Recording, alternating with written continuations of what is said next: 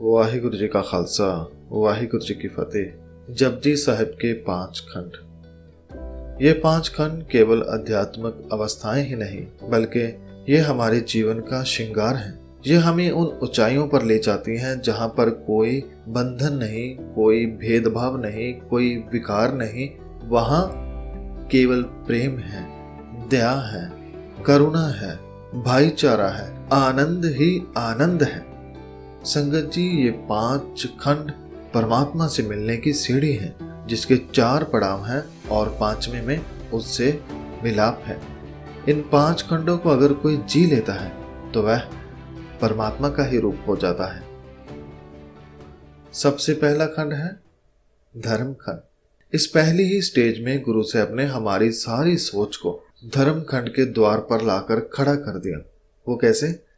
हम जब धर्म की बात करते हैं तो हर धर्म के लोग, चाहे वह किसी भी धर्म के हो, हिंदू, मुस्लिम, सिख, ईसाई, बोधि, जैनी, कोई भी, जब कोई अपने धर्म में प्रवेश करता है तो वह सोचता है कि बस अब मैं धर्मी हो गया हूँ, अब मैंने धार्मिक लिबास पहन लिया है, अब मुझे मुक्ति मिल ही जाएगी। पर गुरु साहब ने धर्म को सबसे पहली सीढ़ी, अगर दूसरी तरह से कहें तो धर्म को सबसे आखिर में रखा है। ये पहला पड़ाव है, अभी तो बहुत दूर जाना है। धार्मिक होना हमारी शुरुआत है, अंत नहीं। दूसरी बात, धर्मी इंसान केवल वही नहीं होता जो किसी धर्म को मानता है। हर वर्ग में काम करने वाला इंसान धर्मी होता है, चाहे कोई डॉक्टर है, वकील है, किसान है, नेता है, कोई भी। अगर वह अपना काम सही तरीके से करता है तो वह अपना धर्म निभा रहा है, अगर नहीं तो वह भी धर्म से कोसों दूर है। धर्म में कौन सी 2 चीजें होनी सबसे जरूरी है?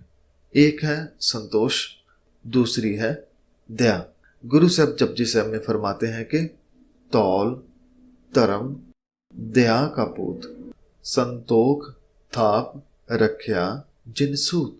दया और संतोष, इन दोनों का मन में होना बहुत ही आवश्यक है। अगर किसी इंसान ने किसी भी काम में सफल होना है तो दया करनी ना भूले और संतोष में जीना सीखे। ये धर्म के 2 बड़े स्तंभ हैं। गुरु साहब धर्मखंड में एक और बहुत ही कमाल की बात पहली ही पंक्ति में फरमाते हैं कि राती रुत्ती तित्ती वार पवन पानी अग्नि पाताल तिस विच धरती थाप रखी धर्मसाल। अर्थात के परमात्मा ने पूरी धरती को ही धर्म कमाने का स्थान बना दिया है।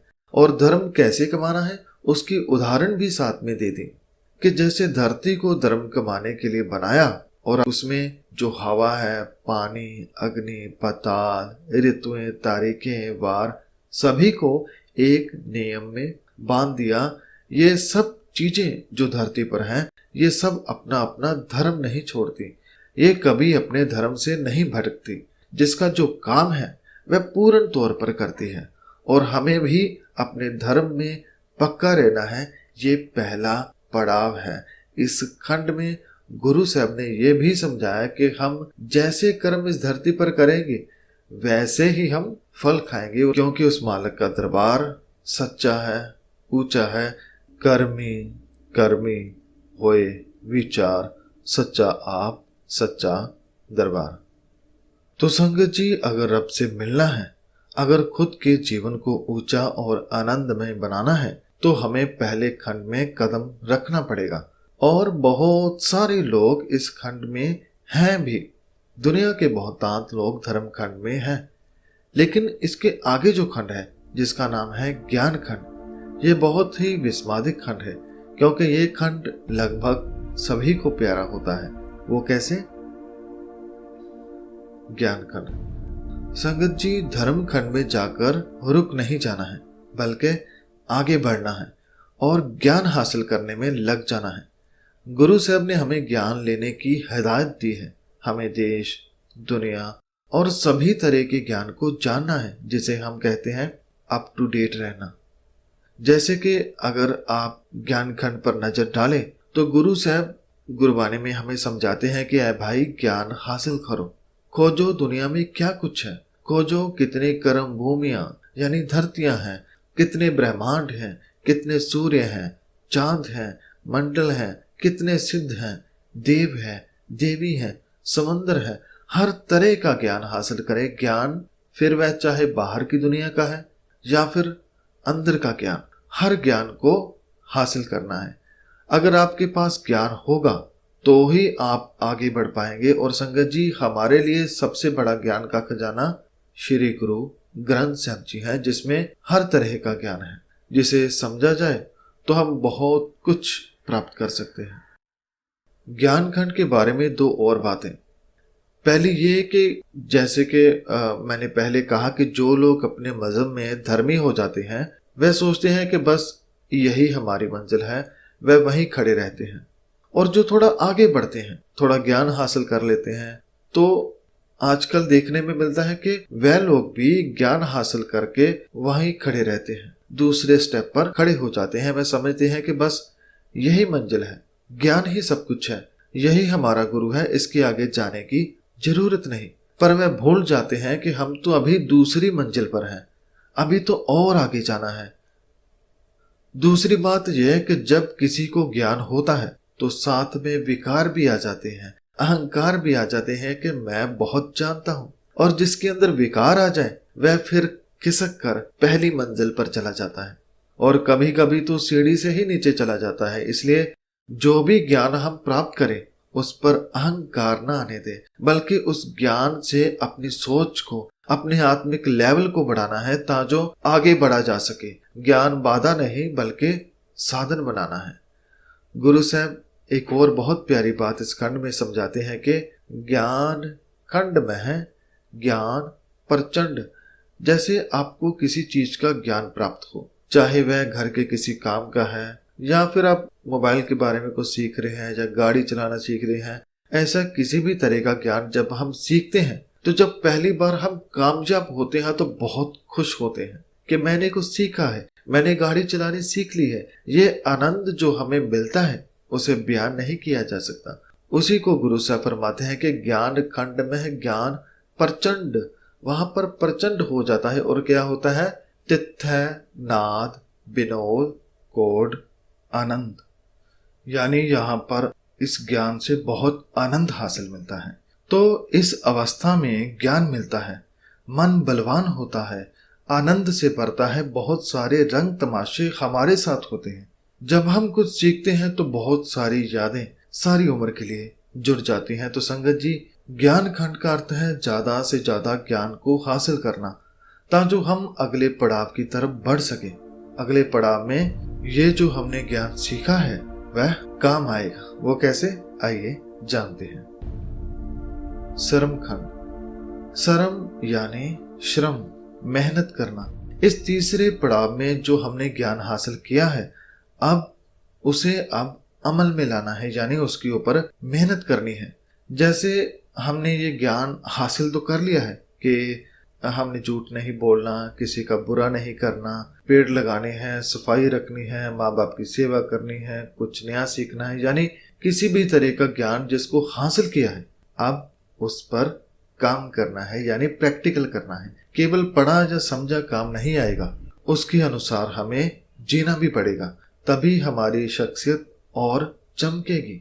जैसे कि गुरु साहब इस खंड में फरमाते हैं कि शर्म खंड की बाणी रूप, अर्थात शर्म खंड में हम अंदर से सुंदर होने शुरू होते हैं, हमारी बनावट बदलनी शुरू होती है, हमारे हाव भाव में, हमारी सोच में तब्दीली आती है। तिथ्य, काड़त, कड़िय, बहुत अनूप। इस अवस्था में हमारा मन घड़ा जाता है। जैसे जब हम केवल ये कहते हैं कि गुस्सा करना गलत है तो ये केवल ज्ञान है, और जब हम सचमुच किसी के ऊपर गुस्सा न करें, चाहे कोई कितना भी गुस्सा दिलाए, तो इसका अर्थ है कि आपने जो ज्ञान हासिल किया है उस पर आप काम कर रहे हैं, मन आपका उस ज्ञान को जीने लग गया है।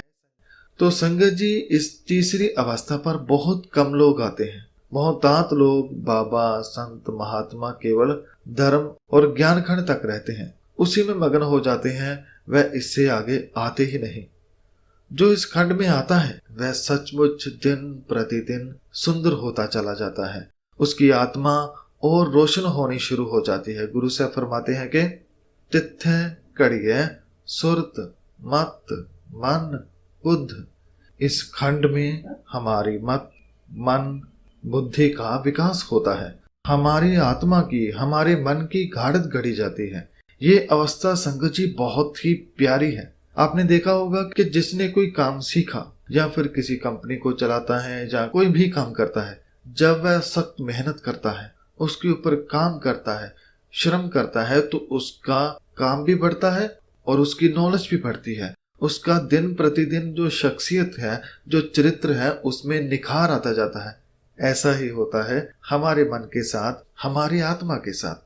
ये खंड जिसमें जो ज्ञान प्राप्त किया है, जो गुरबानी को हमने पढ़ा समझा है, उसको जीना शुरू करना है। जैसे जैसे हम गुरबानी को जिएंगे, हमारी सोच, हमारा मन, हमारा जीवन बदलता जाएगा। हम धीरे धीरे चौथे खंड में प्रवेश कर जाएंगे, कर्म खंड। यह एकमात्र ऐसा खंड है जहां पर हम परमात्मा की ओर खिंचे चले जाते हैं। इससे पहले वाले खंडों में कभी हम धार्मिक होते हैं, कभी नहीं, कभी हम दुनिया की तरफ खिंचे चले जाते हैं और कभी परमात्मा की ओर। मगर जब तीसरे पड़ाव से चौथी अवस्था में पहुंच जाते हैं, तो यहाँ पर जो ज्ञान पर हमने काम किया, उसके जीवन में बदलाव आया है। लेकिन ये खंड कर्म खंड, इसमें हमारे कर्म और भी साफ हो जाते हैं, हमारे कर्मों में पवित्रता आ जाती है। आपने देखा होगा कि जब कोई बुराई करता है, निंदा करता है, चुगली करता है, कोई बुरा विचार रखता है, तो उसका असर आम इंसान पर या हम पर बहुत जल्दी हो जाता है। मगर कुछ साधु संत ऐसे होते हैं, उनके ऊपर इन सब बातों का जरा सा भी असर नहीं होता। वह रहते तो संसार में हैं, पर जुड़े भगवान से होते हैं जैसे कमल। ऐसा इसलिए होता है क्योंकि वह कर्म खंड में पहुंच चुके होते हैं। उनका मन बहुत बलवान हो चुका होता है, जिस पर किसी भी विकार का कोई असर नहीं होता। गुरु साहब फरमाते हैं कि कर्म खंड की बाणी जोर तिथै होर न कोई होर। कर्म खंड में हमारा मन बलवान होता है, जोर वाला हो जाता है, जिस पर कोई बुराई, कोई बुरा विकार असर नहीं करता। और यहाँ पर एक रब के सिवा और कोई नहीं होता जिसका उस पर असर हो। ना ओह मरै न ठगे जाहे, जिनकै राम वसै मन माहे। वह ना कभी आत्मिक मौत मरते हैं और ना ही कोई उसे ठग पाता है, क्योंकि उसके मन में केवल राम परमात्मा है और कोई नहीं।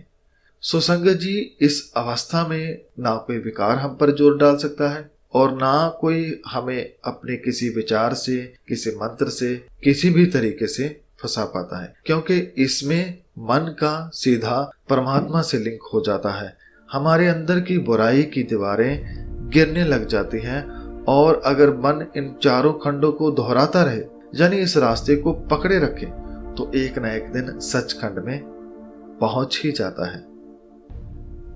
सचखंड संगत जी, सचखंड एक ऐसी अवस्था है जहां पर हम रह ही नहीं जाते, यानी हमारे अंदर से हर तरह का विकार खत्म हो जाता है। हमारा मन, आत्मा पानी की तरह, शीशे की तरह साफ हो जाती है। हमारे अंदर अब केवल और केवल परमात्मा ही बचता है।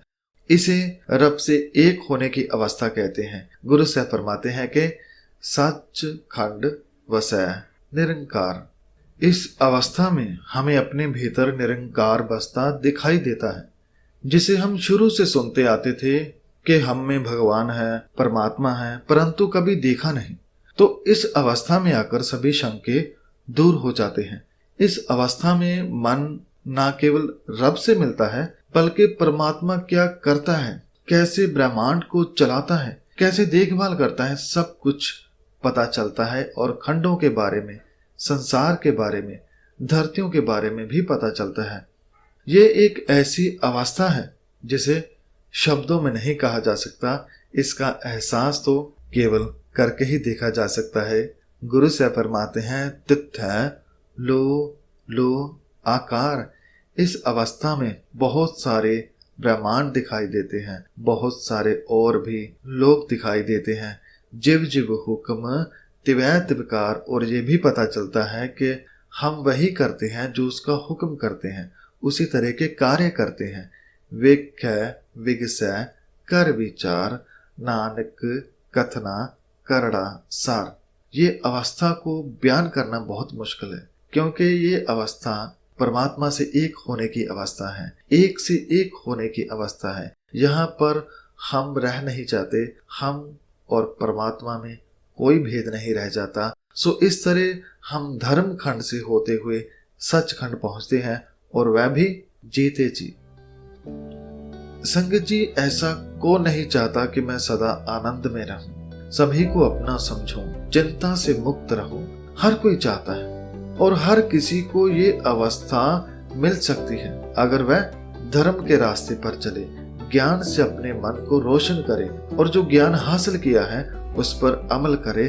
और जैसे जैसे हम गुरबानी ज्ञान पर अमल करते जाते हैं, हमारे कर्म साफ होते चले जाते हैं, हमारे कर्मों में पवित्रता आ जाती है, हमारे जीवन में सहज आ जाता है। हम उन बातों को सुनने लग जाते हैं जिसको सुनना हमारे लिए कठिन था। हम उस लोक की बातें करने लग जाते हैं जहां जाना नामुमकिन था, और ऐसा करते हुए हम अपने आप से मिल जाते हैं। जिस ज्योति से हम बने हैं, जिस समंदर की हम बूंद हैं, उसमें समा जाते हैं, और फिर पता ही नहीं चलता कि मैं कहाँ हूँ, यानी बूंद कहाँ है। बूंद तो समंदर में समा जाती है, वह समंदर से मिलकर एक हो जाती है। ऐसे हमें भी एक होना है, सचखंड में पहुंच जाना है। धन्यवाद। हुई तमाम गलतियों की मैं क्षमा चाहता हूँ। वाहिगुरु जी का खालसा, वाहिगुरु जी की फतेह।